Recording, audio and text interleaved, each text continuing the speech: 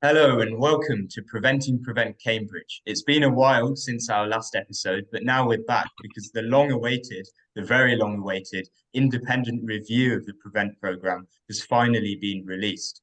To discuss this, I'm honoured to be speaking to three guests, and I couldn't wish for better guests. This is a stellar lineup.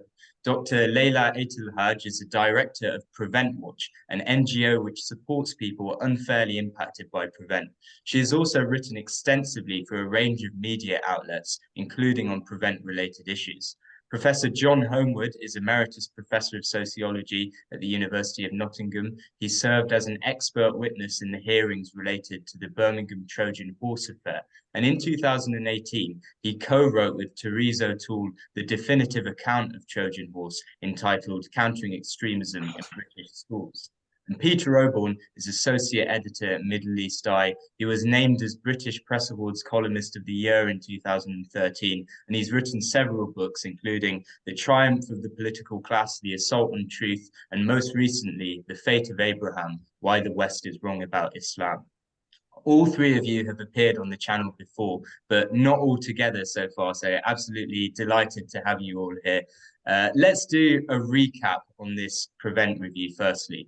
It's the natural duty of any government to seek to stop acts of terrorism and keep people in the country safe. And this is an important duty. But the UK government's Prevent programme, being one branch of its overall approach to counter-terrorism, aims not to counter terrorism, but to combat extremism. And how does the government define extremism as vocal or active opposition to fundamental British values? So Prevent does not deal with criminals, nor with those who are planning to commit crimes. It exists in what's now called the pre-criminal space. Prevent is a legal duty for public sector workers, including in schools, hospitals, and universities. In a university context, Prevent has often been used to vet speakers at events in case they are opposing British values. And this has happened at Cambridge University before.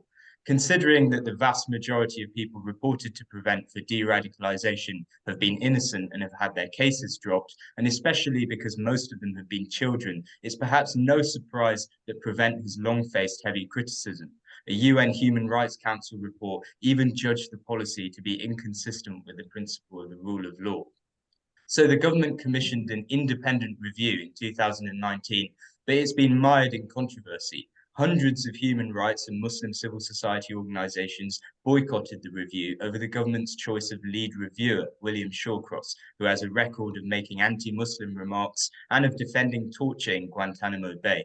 The release of Shawcross's report was delayed multiple times, although I often felt like it was being released in monthly installments in the Times via leaks. But now we have the full report finally, and the Home Secretary has said that the government has accepted its recommendations.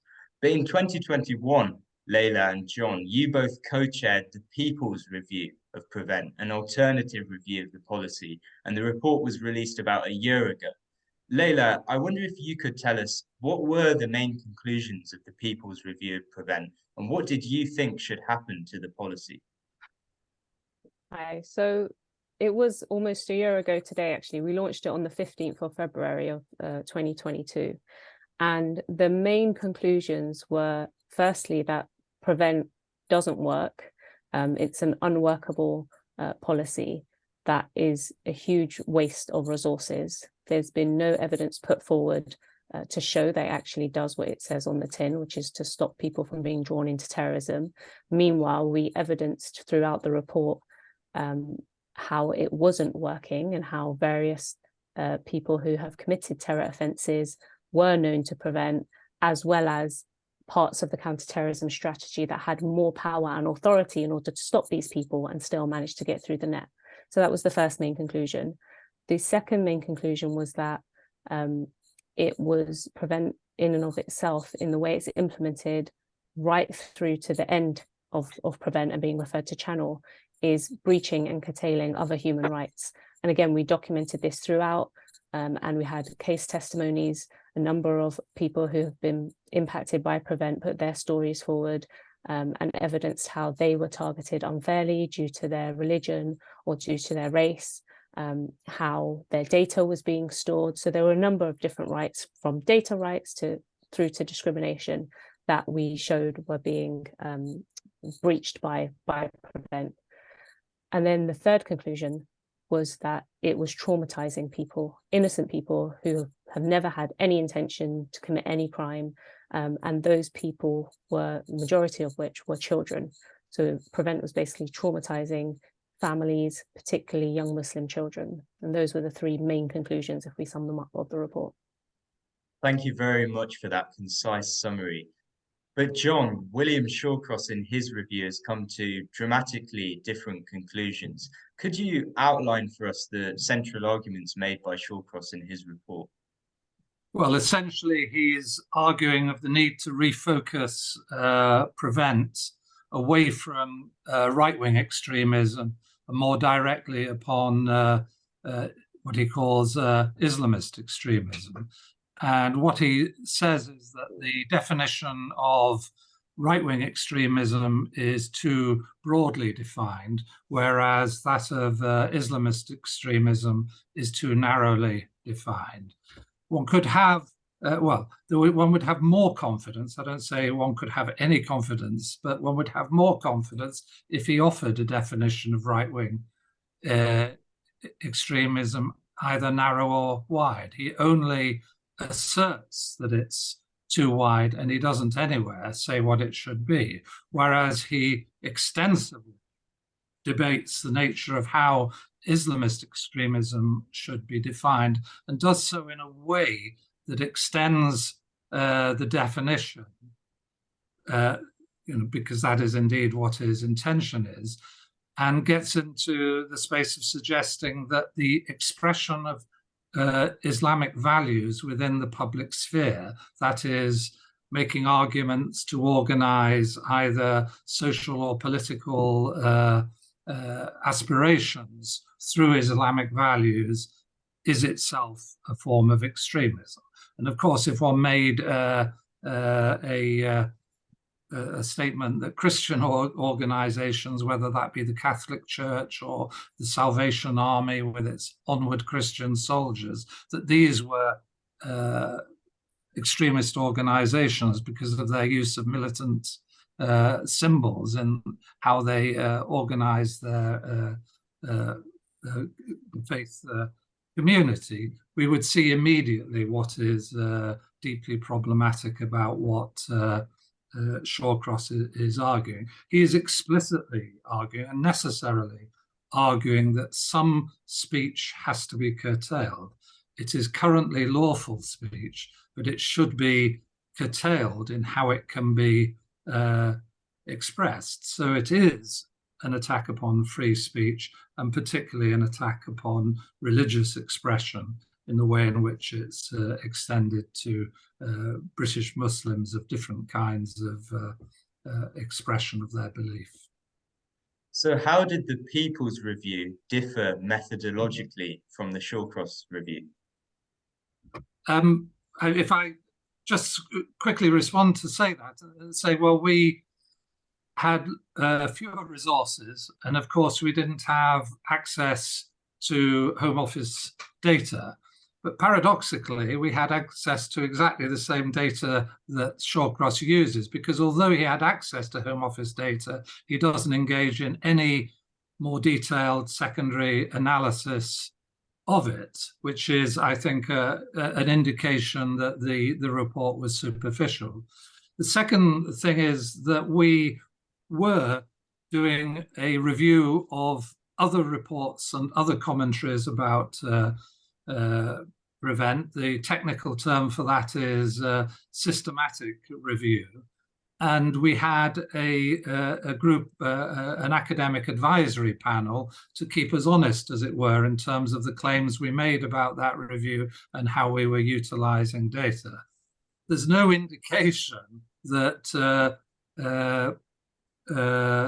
Shawcross has subjected his review to a critical analysis, and let's call it peer review, whether within the Home Office or not, because it's full of errors. And in fact, it doesn't actually address criticisms of Prevent. The only address of criticisms of Prevent it makes is to call those who criticize Prevent bad faith actors and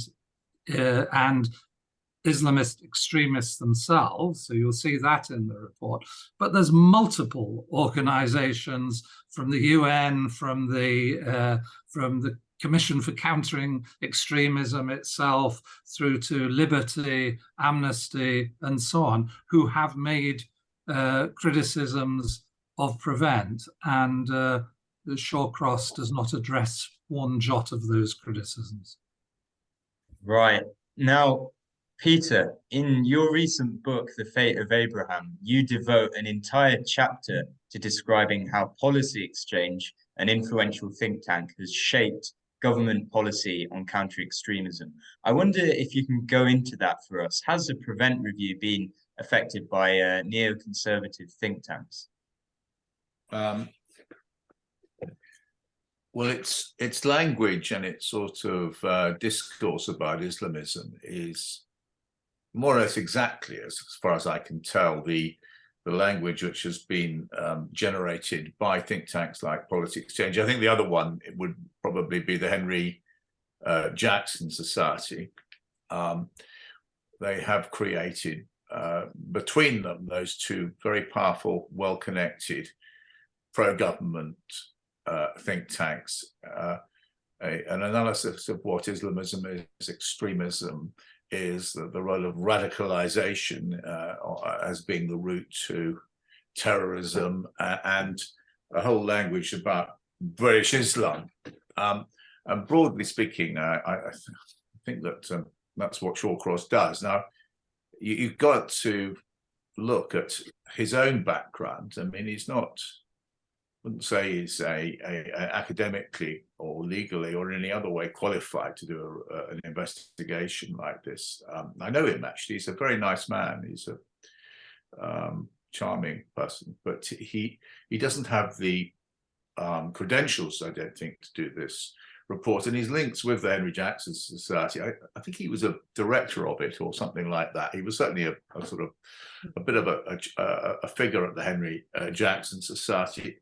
In my view, disqualifies him from having a role in this report, all the more so because he has made remarks about Islam in the past, which suggests that he doesn't come at Islam in a sort of neutral way at all, but I think he thinks of it as one of the great menaces to the Western world. I can't remember exactly what he said. Now, in the light of that, it's a very odd report. We also have another character who I don't know, called Simcox, who seems to be given advanced powers. Professor Holmwood will tell me if I'm wrong, or Layla, perhaps you could tell me if I'm wrong, but I believe that Mr. Simcox is going to be some sort of czar in charge of enforcing Prevent. Well, again, I think that I think I were right in saying that Simcox is a protege of the Henry Jackson Society. Now, one of the phenomena, speaking now as a political reporter of some years standing, of recent history has been the rise of a think tank.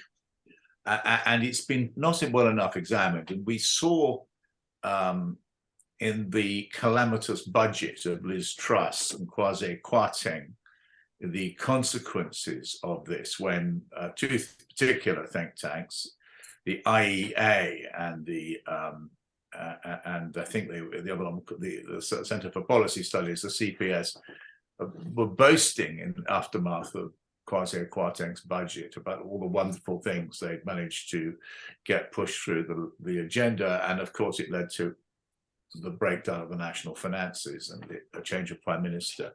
Now, I'm nervous about the role of think tanks in the construction of a report like this. Yes, thank you very much for that. I wonder, Layla, if you could talk about what is the role of this counter-extremism czar? So essentially, it's described as making sure that PREVENT is implemented in the way that the recommendations are suggested by Shawcross. So there are 34 recommendations put forward, and he's suggesting that this are kind of make sure that PREVENT is implemented according to these new recommendations. And one of the recommendations is to make sure that misinformation, as Shawcross describes it, is addressed. So there have been a number of concerns raised by a number of NGOs, by UN rapporteurs, by MPs, all about PREVENT, about how it's discriminatory, about the harms of PREVENT effectively. And none of these criticisms are addressed in the Shawcross report. He does make reference to this perceived grievance of Muslims who think that PREVENT is discriminating against them. His response to that is, I disagree. So there's no evidence to suggest that it's not, even though there's mountains of evidence to suggest that it is discriminatory against Muslims. He puts forward no counter argument. He just says, I disagree. And it's an insult to even suggest that PREVENT is discriminatory. And this plays out throughout the report. This very kind of personal, I believe, I think, I feel. It's written in the most bizarre way. It's very subjective. It feels very, very personal to his beliefs, thoughts, and feelings, which we all know where that's coming from, and that was why so many people boycotted it. And the SAR would essentially make sure as well that these concerns and criticisms raised by these, as he calls it, mainly Muslims, I mean, he thinks it's completely Muslims who are raising all these concerns, would be silenced because it's all misinformation. And he quotes a number of cases that were dealt with by Prevent Watch, actually. So I'm very familiar with these cases. And he suggests that these cases are being misused and put forward as evidence of prevent failures. He even attacks MEND, I believe, for quoting one of the cases that we know is true. And there are many reports where I think even the BBC spoke to the young individual impacted. But yeah, all of this is misinformation that needs to be silenced from the top, and he can only trust, Simcox, who is going to be the SAR, to do so. Can I just add to that, because I think ZAR is the wrong language to describe it, because ZAR, we've had lots of ZARs. We've had Louise Casey as Troubled Families ZAR. We've had Sarah Khan as the counter-extremism ZAR. This is a different role, because this is a role organizing the implementation of PREVENT. The term I use, if you were looking for metaphors, and particularly for Russian metaphors, is political commissar. That is, he is somebody responsible for maintaining a direction and focus of PREVENT. And this is the complete opposite of what occurs in the area of terrorism legislation, where we have an independent reviewer of terrorism legislation who is mandated to provide a report each year and is able to, on his own account, initiate a study of any particular aspect of terrorism policy of concern. This commissar is responsible only to the Home Secretary and is above all other organizations, and will be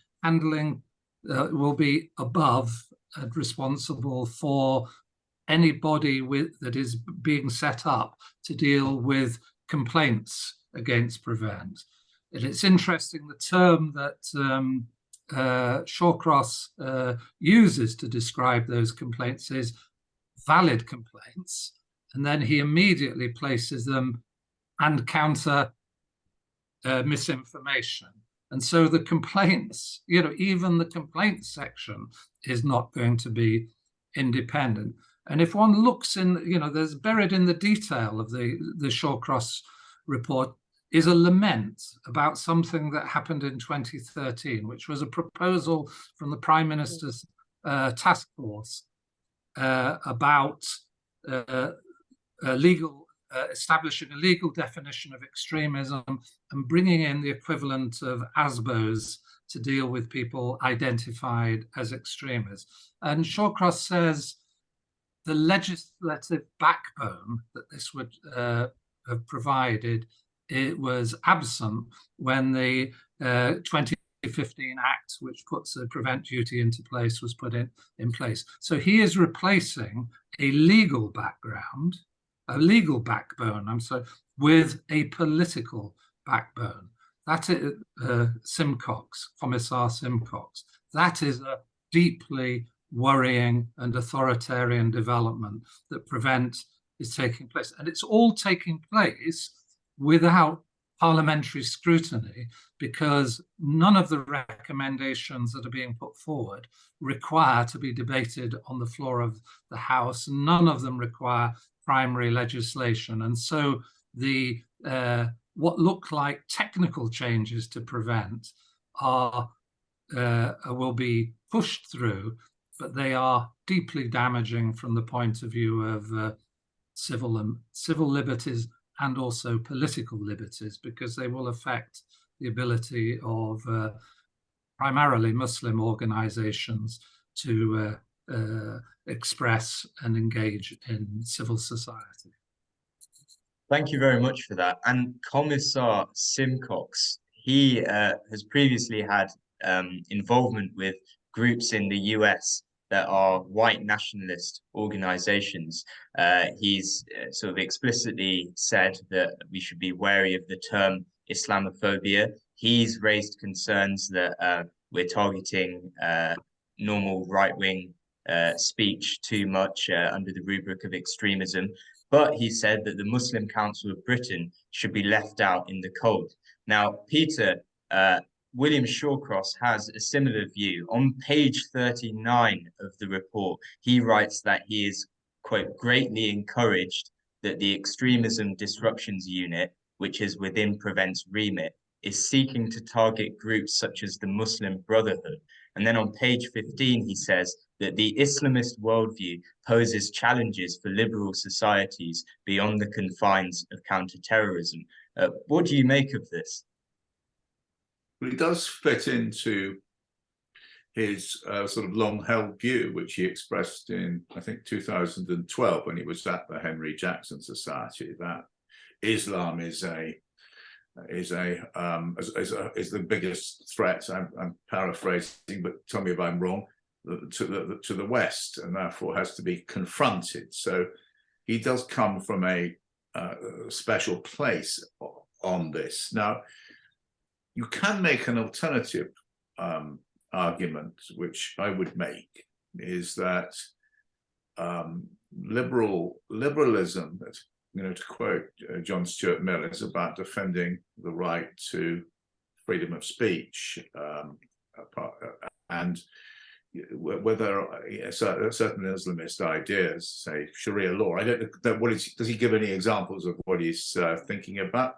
Well, perfectly fine. I mean, I don't personally agree with them, although I think that they're frequently misconstrued in Western dialogue. But you can make the case for a caliphate. I think that's absolutely fine. I mean, in a liberal country of our heritage, like Britain, which is a multicultural, or it's clear that's now under threat, but has been for many decades, many centuries, a multicultural state which embraces all kinds of different traditions and religions and cultures. And so I find this just rather than defending liberalism, what he's actually doing is attacking it. And so what this report is about is a kind of coercive liberalism, which in order to defend liberalism, you have to make everybody agree to think the same. Getting close to that. So just to go off of that, in the report, Shawcross sets out a whole list of key Islamist narratives, and there are a lot of them. And one of them is that the Islamic faith should govern all social and political decision-making.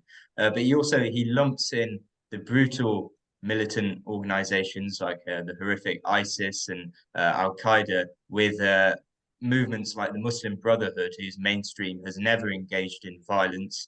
He's also said that supporters of Hamas should be treated like ISIS supporters. But he even says in the report on page 17 that people portraying Muslims as often uniquely targeted in comparison to other religious communities itself is an Islamist narrative. I mean, John, what do you make of this? Well, it is nonsense. It's quite possible to argue that your community has been targeted and to reject the targeting of your community without saying that that represents something unique. So I don't know any Muslim who is arguing about Islamophobia who doesn't also think that anti-Semitism and prejudice directed towards Jews is itself problematic. So it's quite possible to hold that anti-Semitism and Islamophobia are both equally problematic. But it's also important to be able to have political debate, both about the actions taken by states or organizations claiming Muslim affiliation or claiming connection to the state of Israel. So what I find really difficult about it is that things we might find uncomfortable are being policed from the point of view of being said rather than being expressed. So they talk all the time about challenging views, but their idea of challenging views, as you mentioned when you came in, is to have ways of disrupting meetings and disrupting the views being expressed. The challenge. On that point, John, is this meeting we're having strictly? Is this what's the status of this meeting? Is it subject to be disrupted or closed down by the authorities? It could be. I think there's a slight ambiguity about whether. I mean, certainly there are issues that Preventing Prevent would be regarded as a potentially extremist organization, and the events that it was organizing subject to the Prevent duty. Whether something organized online has the same status in relation to the obligations of the University of Cambridge to monitor it is another question. But from policy views perspective, and I think you'll find it as interesting as I do, Peter, that the four of us here, two of us represent the point at which the hard left meets the other two, which is radical Islam. So that's the phrasing, the idea that you are critical of Prevent, that you are not Muslim, in my case, not even religious, but I'm perfectly happy to be in a society, wish to be in a society where religious expression has its full recognition and part to play within civil society and political debate. That's regarded as a dangerous position rather than, as you said before, the normal liberal position. And people will become scared about it. As academics, we're all required to participate in something called the impact agenda, where we where we link our work to particular users. In effect, what is being suggested is that if I were interested in my work facilitating the expression and the work of Muslim civil society organizations, that is problematic from the point of view of the definition of the public purposes of the university and funded research. So it's not only the direct impact of Prevent, but a lot of but how it's saying that how those in receipt of public funds conduct themselves in relation to external groups, that is potentially available for monitoring. So I was actively involved in Trojan Horse Affair. That, I think, will be classed as being involved in extremist activities or potentially extremist activities, and my university would be concerned about it. Well, they'd have to be, wouldn't they? They would absolutely, yeah. And if they weren't concerned, the Vice-Chancellor or whoever would then be heavily censured by our friend, the political commissar, presumably. Yep, yep. And in 2019, I should note, the Vice-Chancellor of Cambridge University came out and said that Prevent is a threat to free speech. Of course, the university still has to apply it, as do all the colleges. But he made that statement after a few embarrassing incidents where events held by different societies, including on Palestine, were sort of there was an attempt to shut them down. Using Prevent. But I will say that John, Peter and Layla, if this is an extremist meeting, it's a very multicultural and pluralistic extremist meeting. Layla, religion has an important place in British public and political life. Anglicanism is the state religion in England. Bishops sit in the House of Lords. Yet any Muslim who thinks Islam should play a role in politics risks being accused of extremism. Don't you think that's a double standard? And is this a serious threat to religious freedom? I think it's even worse than just political expression, because his definition of this is that, you know, an Islamist basically puts their religion or ideology, which is essentially your ideas or beliefs. And he even defines, you know, ideology is only a set of beliefs and ideas, you know, at the core of their identity. And if you ask any Muslim, or in fact, any religious person, they will tell you that their religion is at the core of their identity. And that's particularly true, I can say, as a Muslim, that, you know, things that I do or say would be influenced by my religion. So I don't understand how I can separate that. I don't understand how other Muslims would be able to separate that. And if you can't separate that, then you fall into the definition of being an Islamist, because it's at the center of your beliefs, right? If I wake up in the morning, you know, if I interrupt my sleep to pray Fajr, then that's because of what I believe. That's because I believe I need to be waking up to pray Fajr. That's at the center of, like, that dictates my entire lifestyle.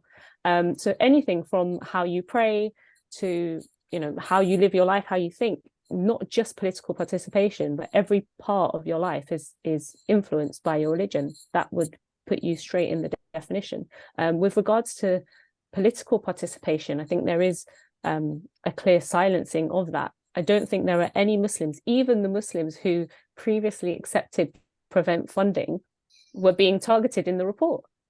You know, it's either your problem because you're an Islamist who's extreme, or your problem because you're an Islamist who we try to help stop extremism and you're still extreme. So you really can't win. So just to pick up on that point about Muslims who've received Prevent funding being targeted, I believe one of those in the report was Dr. Musharraf Hussain, who is sort of very well regarded. I believe he's had connections to the royal family. He's produced a very popular English translation of the Quran, and he took Prevent funding. I mean, what's the move here? Why did the Shawcross report decide to target him and others like him? I mean, firstly, he was a signatory of the boycott. So he did boycott Shawcross taking up this position in the first place. And I think the only thing more threatening than those who are calling out for the concerns about Prevent is somebody who's already been involved in Prevent and understands what it looks like from the inside, has accepted Prevent funding, has been involved in the projects, and then comes out and says Prevent is bad. I think that's more threatening, because they have that in-depth knowledge and they were up for being involved and up for taking part, and came away thinking, hold on, something's wrong here, and have then expressed those concerns. So I think he's been targeted partly because of that, and perhaps partly because of the fact that he boycotted the appointment in the first place. Right, thank you. To change topic a bit, to move to the far right now. Peter, in light of the recent anti-migrant riots, which you wrote about this week for Middle East Eye with Dr. Ella Cobain, would you say that the government risks downplaying or even contributing to the threat of the far right? Yeah, I think one of the issues which really does emerge from the Prevent report is the nature of this government. Now, Shawcross seems to give a general, he creates a respectable centre-right, respectable right-wing, mainstream right-wing beliefs are fine. Well, let's look at let's take the Home Secretary with her aggressive talk about invasion. I mean, really a deeply reckless and irresponsible language about an invasion of Britain by migrants. Let's look at the increasing talk about the getting out of the European Code of Human Rights, because one of the definitions, unless I'm wrong, of fundamental British values is respect for the rule of law.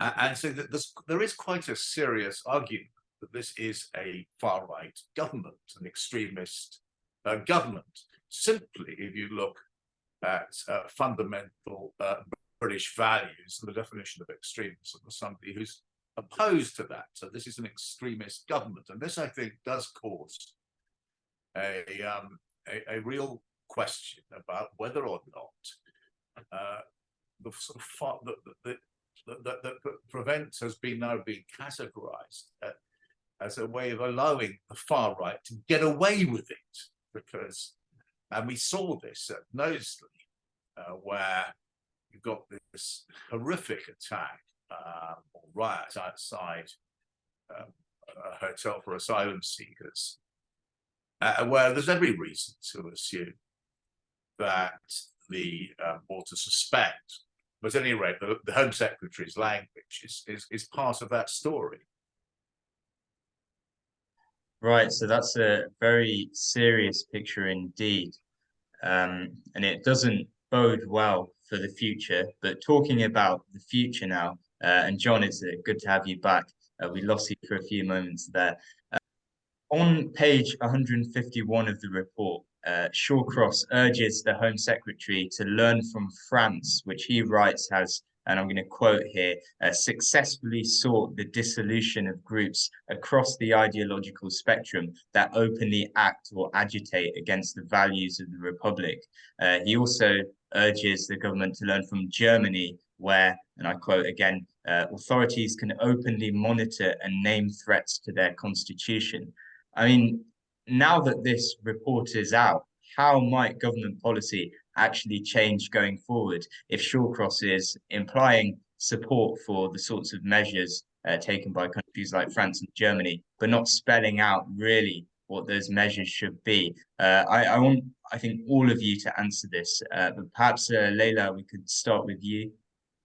So I think Prevent isn't the driver of these things. It is, as Peter mentioned, it's part of there is a bigger government initiative here. There are other human rights acts and bills that have been passed throughout the last few years before, the Prevent review came forward. And we did anticipate this in the People's Review of Prevent. We mentioned this, there is an environment now that is very ripe for what we anticipated to come out and what we were hearing from the leaks about the Shawcross report in terms of this, downplaying the threat of the far right and increasing the scrutiny on Muslims and discrimination.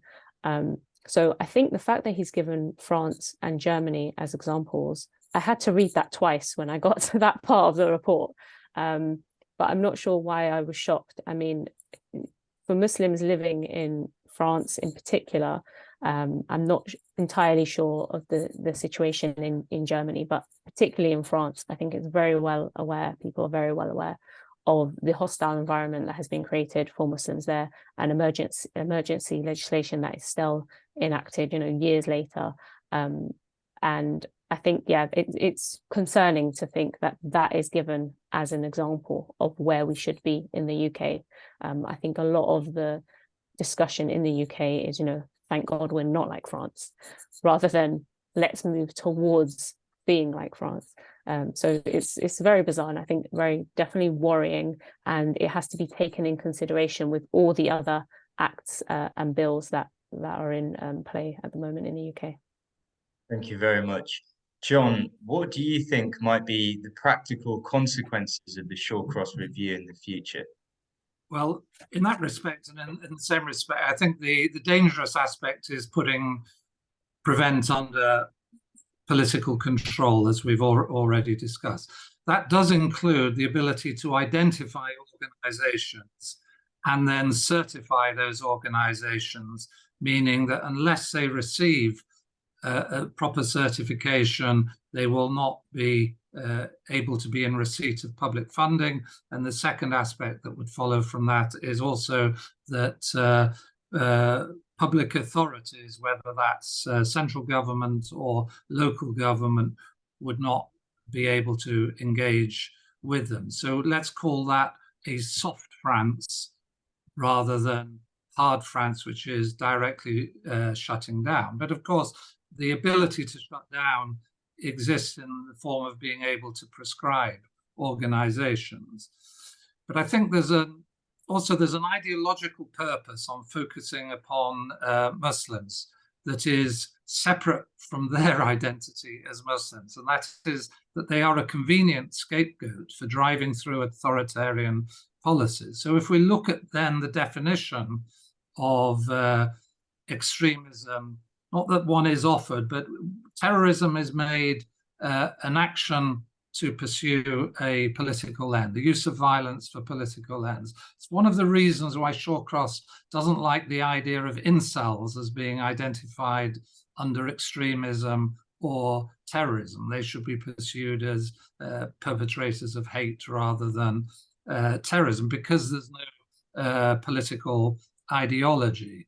But notice one of the things that means that what is brought under the definition of terrorism is all direct political actions outside the formal electoral process. So demonstrations, Extinction Rebellion, sticking themselves onto railings and so on. So these forms of direct action have the capacity to be redefined as terrorism. We saw the fact that the Stansted 15 were prosecuted under terrorism acts for sticking themselves to aeroplanes due to take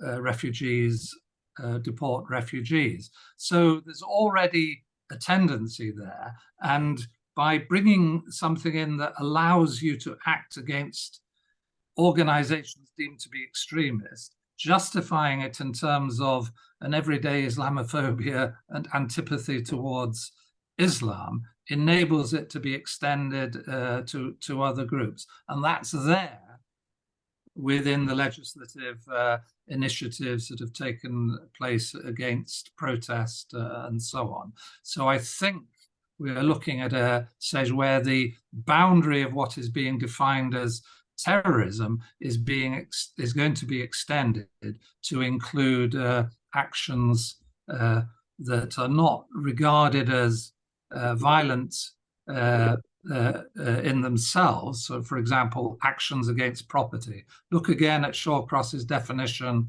of terrorism, and it includes actions against people, which is what most people think is problematic about terrorism, but also actions against property. Toppling a statue could come under the definition of terrorism, and therefore of actions in relation to legislation about extremism. So I think, if I might use the phrase with a sense of irony, I think this is a Trojan horse for a much more authoritarian and extensive development.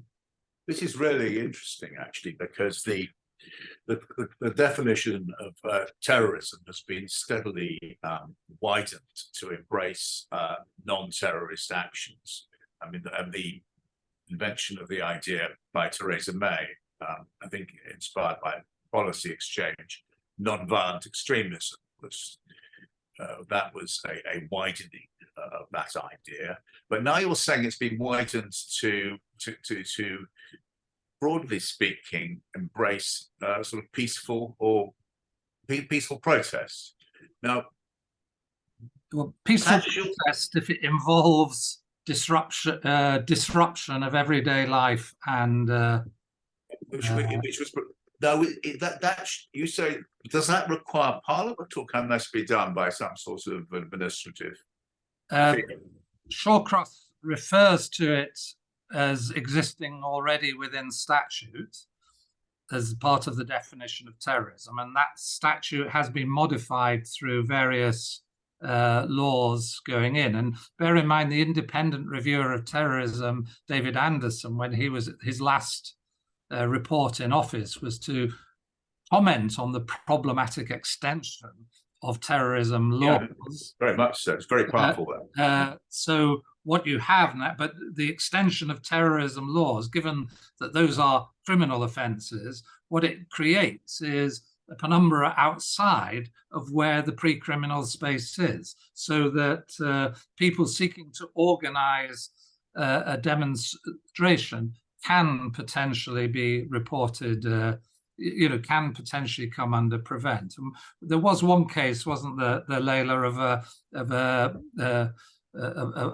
of a pensioner who was becoming active in Extinction Rebellion, was reported to prevent by a medical practitioner on the grounds that his vocal support for Extinction Rebellion and willingness to be involved in demonstrate was potentially a sign of him being radicalized as defined under prevent. And Shawcross is silent about these things. So very keen on the idea, the definition of far-right extremism should be narrowed, but he's absolutely clear the space should be left for other groups, whether animal rights, environmental activists, anti-racist activists. Indeed, those with the government increasingly talks about grievance ideologies, victimhood, and so on, and those are being brought under the idea that they might be, that they are potentially extremist. Layla, do you have anything to add to that? No, I think it's captured it. Well, I think that's a very sober image you've painted for us, John. Apart from one thing, which is that he does specifically mention that the left should be looked into more. So we don't have a problem with the far right, but we definitely need to look at the left, according to one of the last pages in the Shawcross report. We might also note that there's no mention of Hindutva extremism at all in the report, which is noteworthy given the recent Leicester riots. But so you've given us a very valuable overview of the report, of what's behind it, of what it says, and of what the possible implications might be. So I'm really, really thrilled. I think we'll leave it here. But thank you all very much for taking the time to do this. It was extremely valuable. Thank you. Very much. Thank you. Learned a lot. Yeah, no, thank you all very much. And thank you for the people watching. Please do subscribe. You can also follow Prevent and Prevent Cambridge on Facebook and Instagram. We really appreciate your interest and support. And do check out the work of Dr. Layla Aitlhadj at Prevent Watch, of Professor John Holmwood, who writes regularly as well about Prevent and about Trojan Horse, and the work of Peter Oborne, who writes for Middle East Eye and Byline Times. Thank you all very much, and until next time.